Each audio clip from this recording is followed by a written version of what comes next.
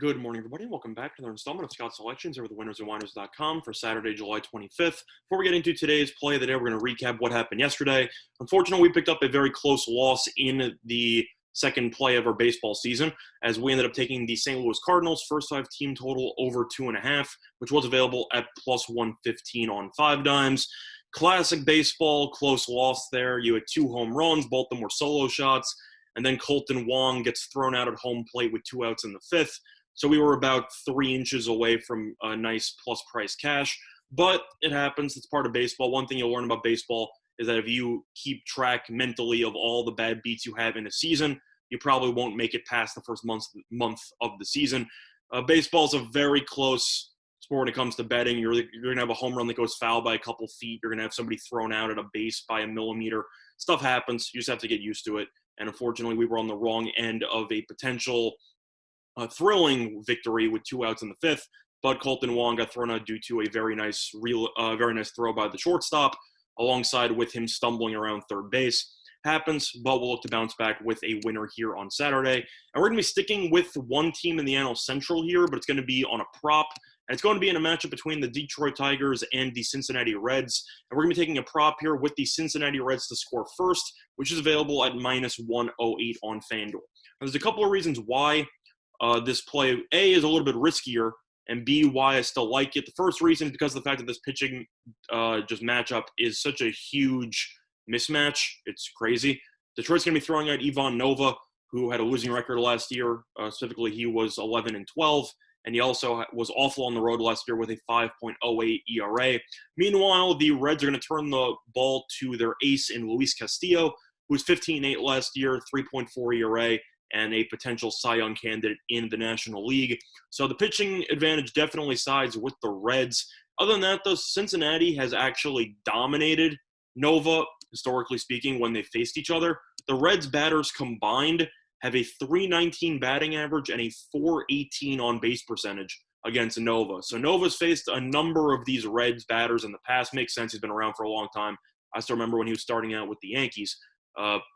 He's been around the block. He's 33. But if you look at the Reds here, 145 at-bats combined, which is a pretty large sample size. And having a 418 on-base percentage makes me believe that Nova isn't exactly in for a solid outing in this matchup. Other than that, though, Detroit's lineup, to counter that with Castillo, he has very good numbers against Detroit, but he's only faced maybe 3 batters. So the sample size is a little bit too small for me to factor in. But Detroit yesterday scored 1 run. Probably one of the worst lineups, bottom 3 in my opinion, in the entire league. If you want to go through the projected lineups, you have Cameron Maybin, Nico Goodrum, Miguel Cabrera, CJ Cron, Jonathan Scope. You have Candelario. You have Austin Romine. You have Reyes and Jacoby Jones. That's one of the worst lineups in the entire league. I don't think it's as bad as San Francisco or Seattle. Seattle's is also terrible, but it's easily in the bottom 3, in my opinion. That lineup is terrible. Meanwhile, the Reds' offense looked fantastic yesterday. They ended up signing a lot of key pieces in free agency. For example, Mike Moustakas and Castellanos, and both of them looked really good. Moustakas especially, who had 3 hits and 4 RBIs. The Reds have already announced their lineup, though. They have Jesse Winkler leading off. You have Joey Votto, who homered in the season opener, batting second. You have Suarez, who can hit 40-plus home runs anytime. You have Moustakas batting 4th, Castellanos batting 5th. Akiyama, who's another acquisition they had during the offseason. You have Senzel batting in the 7th spot, playing center field. You have Freddie Galvis, and you also at catcher have Kurt Casali. So Reds have the significantly better lineup in this matchup. You saw what they did yesterday in Great American. They scored 7 runs. And Nova, who's had very underwhelming numbers against Red batters historically and pretty bad numbers on the road based on recent history, I don't even know if the Tigers are going to score a run in the first 5 innings. If you really want to go through the first 5-inning team totals, the Tigers are at 1.5. Now, the reason why this line is so low at minus 108 is because of the fact that, of course, the Tigers bat first. If the Tigers score in the top of the first, they of course, score first, and you lose your bet. But considering the fact that you're saving over $1 of value there, the Reds are minus 225. You can get them to score first at minus 108.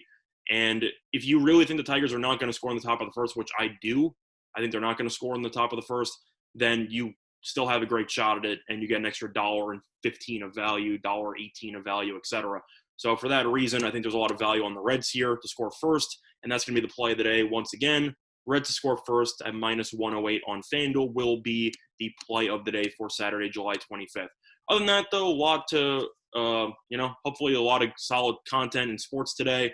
You have a lot of baseball games. You have a very, very stacked UFC card, 15 fights in particular, all on cable, so you don't have to pay any extra for that, which I'm looking forward to. You still have some soccer if you're into that kind of stuff. You have the start of the WNBA season if you are interested in watching some basketball of any kind and you're tired of watching NBA scrimmages.